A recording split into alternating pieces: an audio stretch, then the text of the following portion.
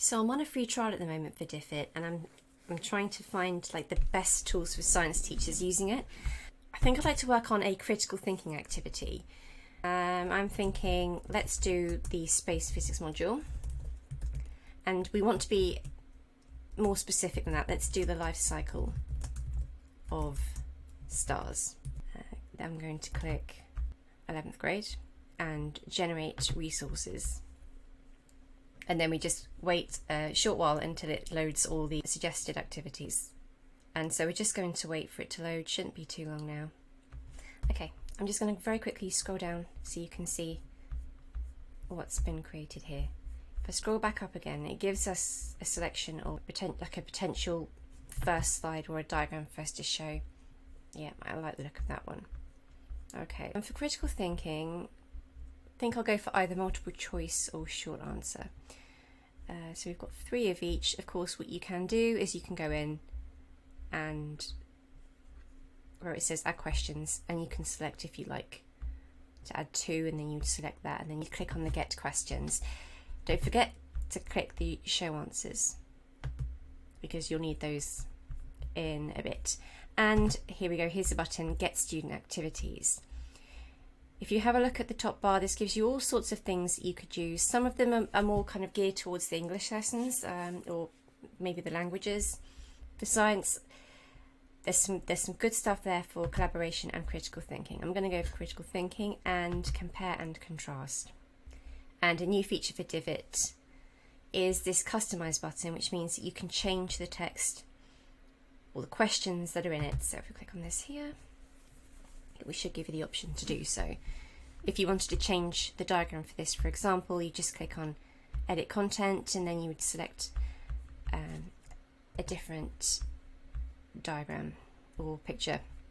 But I'm just going to get out of this and click on return to activity.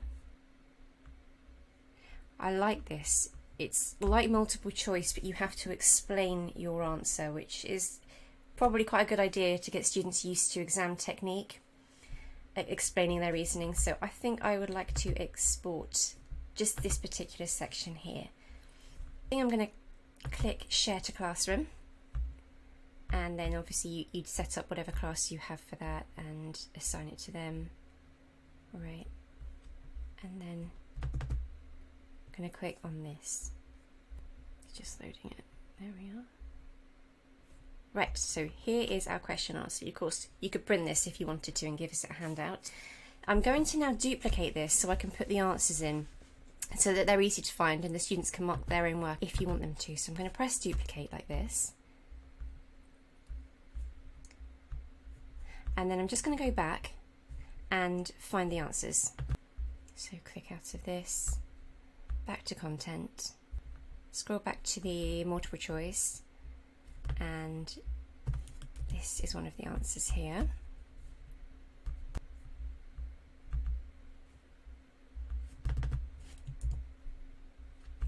Paste that in and just do it for the other 2. I missed out there that it was A that was the answer. Oh, it hasn't done it for that one either. What one was that? Go back. That was answer C. Just remember that one while I copy. There we go. Let's see. And this one was A. I'm sure there's ways that you can hide this if you don't want them to cheat. And now you can share it with your students. If you don't have Google Classroom but you still have this as a Google document, it's easy enough to share. So let's say, for example, your students do have a Google account, you haven't been able to share it onto Google Classroom. You make sure, of course, that you change the permissions so that you're able to share it with everyone. Okay, and then we just want to select this here. Anyone with the link, copy the link, done. So as I said, you can actually just print this worksheet out if you'd rather give it to them as a handout, and then they can answer it themselves. And of course, you can ask a lot more questions than what we've just put there.